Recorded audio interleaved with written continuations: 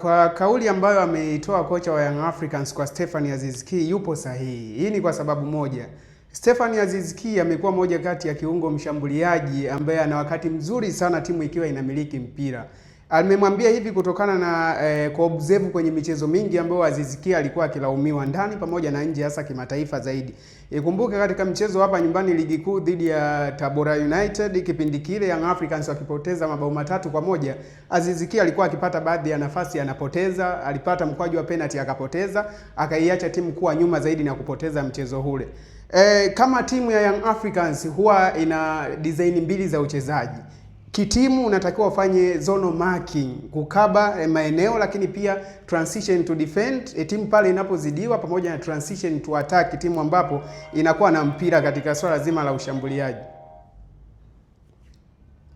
So timu ya Young Africans ina design hiyo ya kiuchezaji. Zone marking ina mifumo miwili. Kama mchezaji, haijalishi majukumu ulionayo kiwanjani, unatakiwa kuangalia timu ipo katika wakati gani. Kuna transition to defend, timu ambapo inafanywa high pressing, lakini pia kuna transition to attack. Timu ikiwa na mpira, unapaswa wewe kama kiungo mshambuliaji utengeneze nafasi, na zingine zinapopatikana za wazi una score mabao. So Stephane Aziz Ki katika hiyo engo ni lazima kocha awe na wasiwasi naye, kwa sababu anatambua uwezo wake. Ni aina ya mchezaji kama X Factor, lakini ana makosa mengi sana. Ana manufaa na mfumo wa Yanga pale ambapo inakuwa inamiliki mpira, lakini inapozidiwa anakuwa asaidii zaidi eneo la kukaba na kuacha mzigo mzito sana kwa back four. Kuna baadhi ya timu huwa zina mfumo wao kufanya man marking kwa ajili ya wachezaji wenye hatari. Hii ni mfano tunaweza tukachukulia kutoka kwa mshambuliaji wa Young Africans late, kwa maana ya Fiston Kalala Mayele alivyokuwa akifanywa man marking na Henock Inonga Baka. So unaweza ukakosa nafasi kwa sababu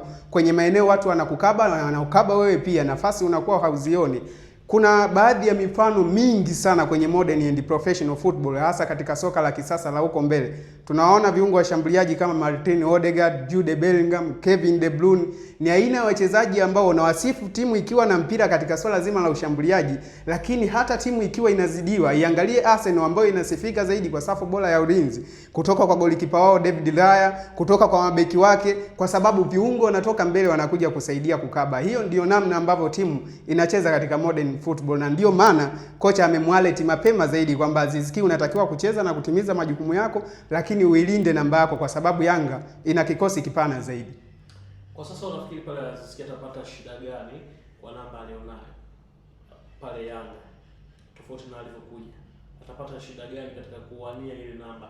Kuna wapinzani wake ambao wako pale ambao wanaweza kuwa nafasi zaidi na kocha? Aziz Ki ni kweli kwa pale anaweza akapitia changamoto kwa muda huu aliorudi, kwa sababu moja.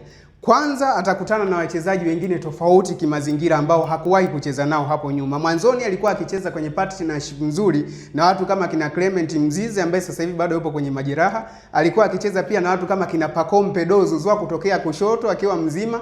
Walikuwa na partnership vizuri sana na kumsaidia standing striker akiwepo pale kati kwa maana ya namba 9. Hivi sasa analetewa viungo wengine wapya kabisa, wachezaji wengine ambao hajui mikimbio yao, hajawahi kucheza nao katika ligi moja. Though tunamuona Lile ameingia pale kutokea South Africa, ligi ambayo Aziz Ki ameicheza akiwa ASEC Mimosas, akiwa Young Africans, kushindana nao katika ligi ya mabingwa. Kwa hiyo ni moja kati ya changamoto ambayo wachezaji hupitia kama washambuliaji, kwa sababu unakuwa hujui huyu mshambuliaji eneo lake la kukaa ni lipi, winga na mikimbio ipi ya kupenyeza mipira. At the end of the time unatengeneza nafasi, halafu hawazitumii vizuri, wanaanza kukulaumu kwamba umeshuka kiwango. Kumbe hakuna ile matching ya wewe kati ya wachezaji wengine, namna ambavyo mnapaswa kucheza kimfumo wa mwalimu.